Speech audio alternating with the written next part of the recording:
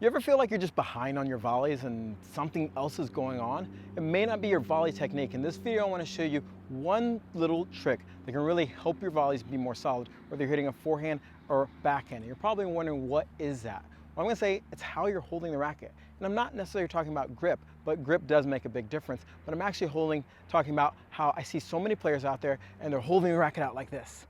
And I think this is not necessarily killing your volleys, but it's hurting your volleys. And I don't want that for you. So in this video, I want to show you a better way of holding it and the reasons why I think it's better and why you should start doing it today.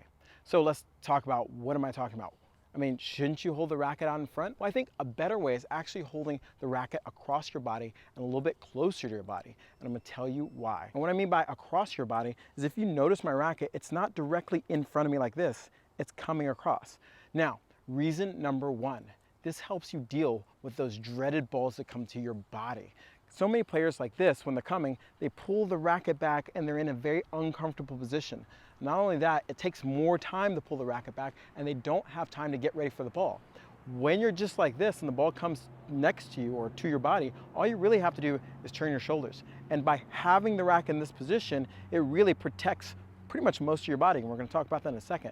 But if a ball comes to me, I just need to turn my shoulder and that's it. I'm already in a strong position. The second reason why I think this is so important is because it helps out your backhand volley. So if you feel like your backhand volley is weaker, this is super important for you. If you're holding the racket like this and you have a standard, let's say one-handed backhand volley, what you have to do to get your body in position, even if you're using your shoulders like that, is your racket face isn't set up. So what a lot of times we wind up doing is bending the wrist back. We flex the wrist forward. This is a compromised position. So you're already setting up where, like, ooh, I gotta take my wrist back like this, ball hits, you know what's gonna happen. That ball's gonna fly on you, or it's just gonna like break. When your racket's like this and I turn my shoulders, look at my racket. It's matching my shoulder almost, where they're already in a good position where I could just lean forward and go through the volley. So this here versus this, you can see where the weakness starts popping up in the wrist. And now, since my wrist is in this position, you can see how I'm either in a neutral, and I can even extend it a little bit, and I still have a nice, solid, strong position in my hand position here in my wrist, compared to having that weak position. Another really good reason for holding the racket like this is defending and knowing what shot should you use, whether that be a forehand or a backhand. Meaning that take this part of my shoulder and from here over should all be backhand volleys, and from the other side of my shoulder should be forehand volleys. So basically, if a ball comes here, I could simply hold the racket here, turn my shoulder, and boom, I'm here. I'm here. I'm ready to get the ball back, even if it comes at my body. Compared to, I see a lot of players when the ball comes right around here, they do this action, which is a lot more uncomfortable compared to just doing this action and scooting across. Now, if the ball comes on the other side, boom. Okay? And if you're wondering, like, well, won't that take more time? Well, if I turn my shoulders and prop my wrist back a little bit, I'm already in position, and that happens together. So I'm turning this way and I'm ready to hit the ball. And so this is why it's so important.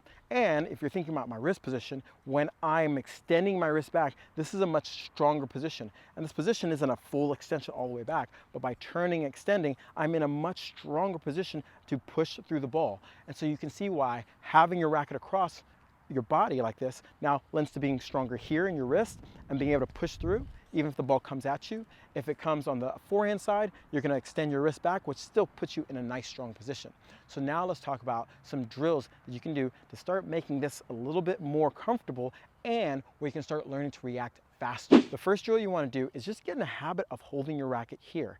And when I say holding your racket here in a nice comfortable position, you see that my elbows are slightly bent, and that's super important because by turning and having my elbows slightly bent, if I just extend my arm, I go from bent to straight, look what happens. That's my swing. So if I just turn, boom, that's my swing. If I turn with a slight bend, probably not as much as on the forehand, and extend, boom, that's my swing. I don't have to do anything else. So you can really see how in the drill, what I want you to do is have your arms and your elbows slightly bent, turn, extend, turn, extend. And the way this is happening is not because I'm taking my racket back, which is much slower, and you're losing the stability. It's just turning my shoulders, turning my shoulders. I almost think, and this is a generalization, that think of your shoulder as a cannon. So if I was gonna fire this way, it should line up with your racket. So if I'm hitting a backhand volley and my racket's across my body, if I'm going straight at the camera, look where my shoulder needs to be. I just turn my shoulders, I'm already ready. If I'm doing a forehand, boom. Now this is where it's not exactly the same, but it's close. It's not this far, that'd be too much, but here, and boom. The idea is to keep in mind that I'm turning my shoulders to get the racket ready instead of taking my racket back. So the drill I want you to do is just simply do a split step and turn. Split step and turn. Get used to this feeling like a unit turn, meaning the upper body of my body being a unit, and then hitting the ball.